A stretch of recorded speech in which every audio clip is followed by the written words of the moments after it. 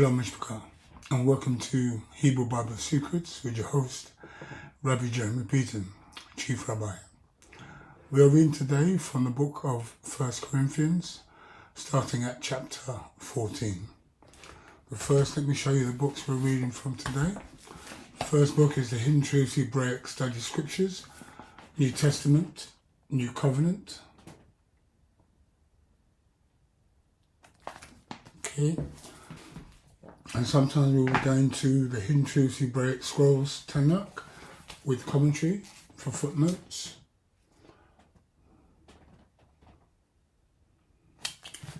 Okay, and for those of you who want to learn how to keep the Sabbath and the Holy Feasts, please buy yourself the Forever-Israel Siddur, Daily Living Prayers.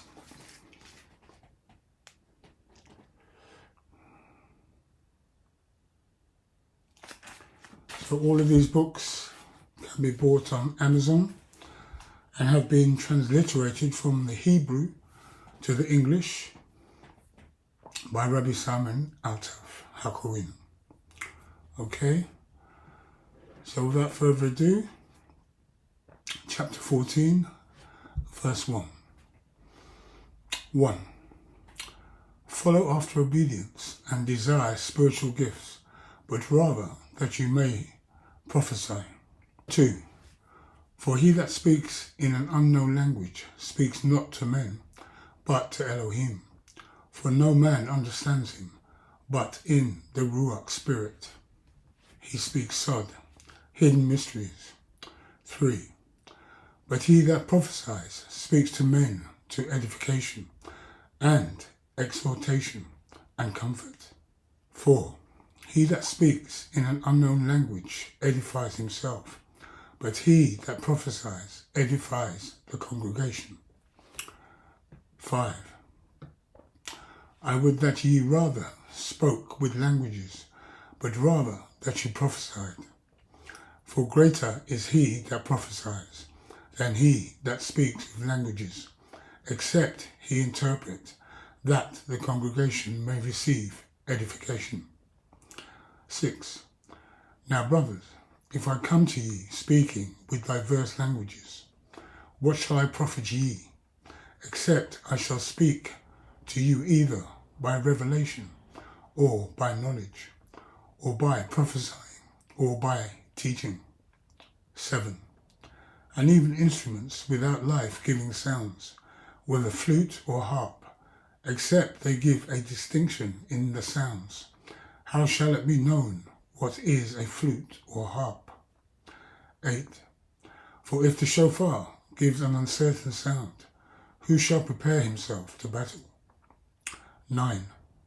So likewise, you, except you utter by the tongue words easy to be understood, how shall it be known what is spoken? For you shall speak into the air. 10.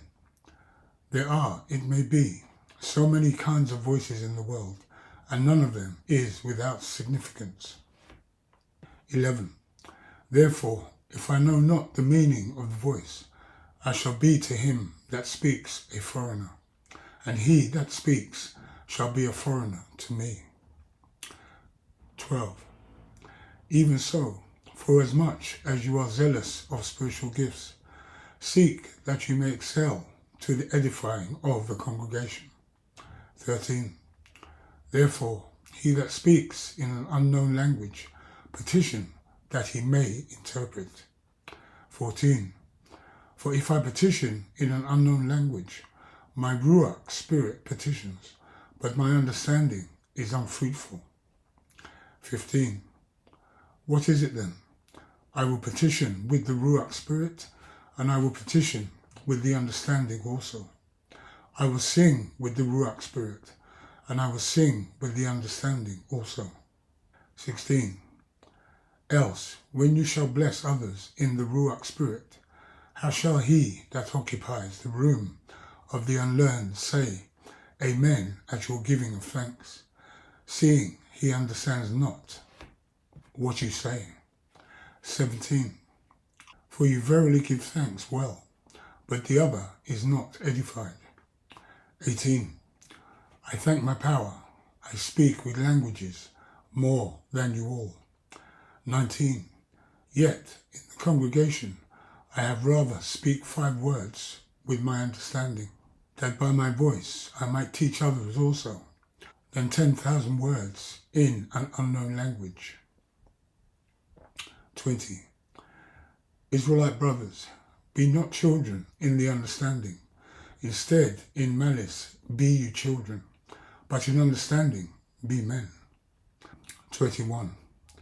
In the scrolls of instructions it is written, with men of other languages and other lips will I speak to this people, and yet for all that will they not hear me, said Yud-Heh-Wah-Heh. 22. Therefore languages are for a sign, not to them that believe, but to them that do not believe. But prophesying serves not to them that do not believe, but to them which believe. 23. If therefore the whole congregation has come together into one place, and all speak with languages, and there come in those that are unlearned or unbelievers, will they not say that you are mad? 24. But if all prophesy, and there come in one that believes not, or one unlearned, he is convinced of all, he is judged of all. 25. And thus are the secrets of his heart made manifest, and so falling down on his face, he will pay homage to Yud-Heh-Wah-Heh, and report that Yud-Heh-Wah-Heh is in you of truth. 26. How is it then, brothers, when you come together, every one of you has a psalm, has a teaching, has a language, has a revelation, and has an interpretation? Let all things be done to edify. 27. If any man speaks in an unknown language, let it be by 2, or at the most by 3, and that by course, and let one interpret. 28. But if there be no interpreter, let him keep silence in the congregation, and let him speak to himself and to Yud-Heh-Wah-Heh. 29. Let the prophet speak 2 or 3, and let the other judge. 30. If anything be revealed to another that sits by, let the first hold his shalom. 31. For you may all prophesy one by one, that all may learn, and all may be comforted. 32. And the Ruach spirits of the prophets are subject to the prophets. 33. For Elohim is not the author of confusion, but of shalom, as in all the assemblies of the Kadoshim, set-apart saints. 34. Let your women keep silence in the congregations, for it is not permitted for them to speak, but they are commanded to be under obedience, as also said the Torah. 35. And if they learn anything, let them ask their husbands at home, for it is disgraceful for women to speak in the congregation. 36. Or did the word of Yud-Heh-Wah-Heh go out from you only, or did it reach only to ye? 37. If any man thinks himself to be a prophet or spiritual, let him acknowledge that the things that I write to you are the commandments of Yud-Heh-Wah-Heh. 38. But if any man be ignorant, let him be ignorant. 39. Therefore, brothers, be eager to prophesy, and forbid not to speak with languages. 40. Let all things be done decently and in order. Okay, so that now brings us to the end of 1 Corinthians chapter 14. So let's go back and have a look at some of the footnotes in 1 Corinthians chapter 14. So the first footnote we have is in verse 1, follow after obedience. So let's have a look at this. Here the term love for agape or charity is meaningless, but it actually means to be obedient, or to follow after obedience to Yud-He-Wah-He. By masking the ancient terms with new modern terminology, the translation has been ruined, and many people are left with bad love words. Okay, so let's go to the next footnote. Okay, let's go to the next footnote, which is in verse 16.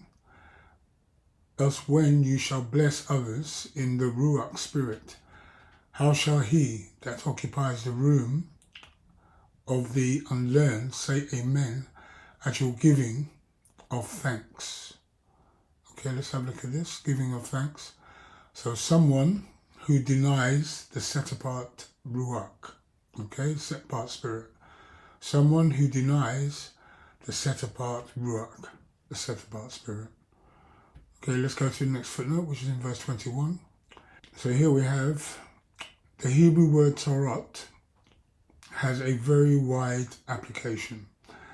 And here it more accurately means scrolls of instructions, as Rav Shaul is referencing the scroll of Yeshayahu, okay, the scroll of Isaiah. Okay, let's go to the next footnote, which is a continuation.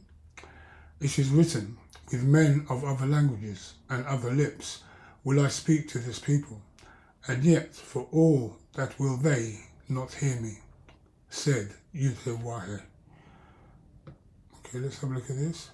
So Shaul quotes Isaiah 28:11 and calls it instructions in similarity to the Torah of Moses. Okay, let's read that again. Shaul quotes Isaiah 28:11 and calls it instructions in similarity to the Torah of Moses. Okay, so let's go to the next footnote, which is in verse 22. Therefore, languages are for a sign, not to them that believe, but to them that do not believe. But prophesying serves not to them that do not believe, but for them which believe. Okay, let's have a look at this. For them which believe. So, tongues are a sign for unbelievers. When you speak in a language they understand, then it becomes a miracle for them, while prophesying edifies the believers. So let's read that again. So tongues are a sign for unbelievers. When you speak in a language they understand, then it becomes a miracle for them, while prophesying edifies the believers. Okay, so let's go to the next footnote, which is in verse 23. If therefore the whole congregation has come together into one place, and all speak with languages, and there come in those that are unlearned or unbelievers, will they not say that you are mad? Okay, let's have a look at this. So we have here, so a Muslim lady was once taken to a meeting where all the Pentecostals started to speak in tongues, and no one was there to interpret them. It seemed most of these people were just babbling with no real language behind it. The Muslim lady said, "These people have gone mad and are demon-possessed. Take heed not to do this, and if you do not possess a genuine language, do not pretend to speak in one. It will put off unbelievers and will become a stumbling block to them instead." Our people spoke in audible languages and not gibberish, which Christians call tongues, another false theology that did not exist in our people. Okay, so let's move to the next footnote, which is in verse 27. If any man speaks in an unknown language, let it be by two, or at the most by three, and that by course, and let one interpret. Okay, let's have a list. Let one interpret. So, in public, an interpreter must be present to interpret the language according to Paulus. All the people who were given tongues were given languages. Okay, let's read that again. So, in public, An interpreter must be present to interpret the tongue according to Paulus. All the people who were given tongues were given languages. Okay? So let's go to the next footnote, which is in verse 34. Let your women keep silence in the congregations, for it is not permitted for them to speak, but they are commanded to be under obedience, as also said the Torah. Okay, let's have a look at this. As also said the Torah. So women were gossiping, for which this was issued. Okay, so let's go to the next footnote, which is in verse 35. And if they will learn anything, let them ask their husbands at home, for it is disgraceful for women to speak in the congregation. So let's have a look at this. So women can teach in the covering of a rabbi, and women can sing hymns, bring a teaching or word, but the whole scenario is caused by how people sat in the first century and how worship was conducted. If you go to a traditional Hebrew synagogue in Israel, the same seating arrangements is maintained to keep men separate from women. You will find this custom in Muslim mosques today also, where men are seated separately to women.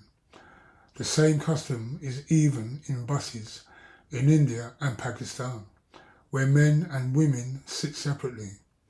So the whole issue is not about suppressing women's rights.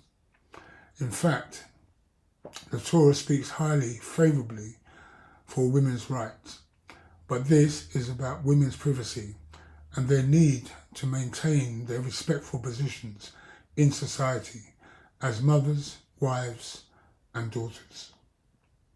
Okay, so that now brings us to the end of 1 Corinthians chapter 14. So I thank you all for watching, and I hope to see you on the other side.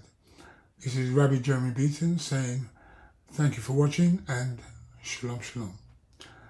Baruch Shem Kivod Malkuto Leolam Va'ed. Benevolent be the name of his esteemed kingdom, forever and ever and ever. Amen.